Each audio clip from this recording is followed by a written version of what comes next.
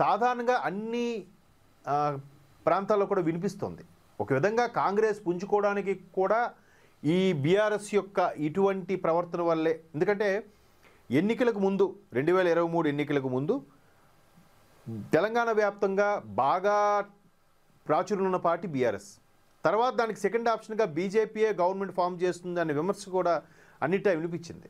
కానీ మూడో స్థానంలో ఉన్న కాంగ్రెస్, ఏ తెలంగాణ అయితే ప్రకటించిందో కాంగ్రెస్, అదే కాంగ్రెస్ మూడో స్థానంలో ఉండడము, అనూహ్యంగా గవర్నమెంట్ ఫామ్ చేయడం.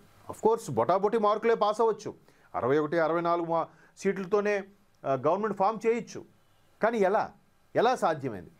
అర్బన్ ఏరియాలో సిటీస్లో బీఆర్ఎస్కి బాగా వచ్చినా రూరల్ ఏరియా మొత్తం కాంగ్రెస్కే గుద్దేశారు. సో ఇక్కడే కాంగ్రెస్కి రూరల్ ఏరియాలో ఓట్లు పడ్డానికి కారణం పల్లెల వైపు చూడని బీఆర్ఎస్ బడా లీడర్లు.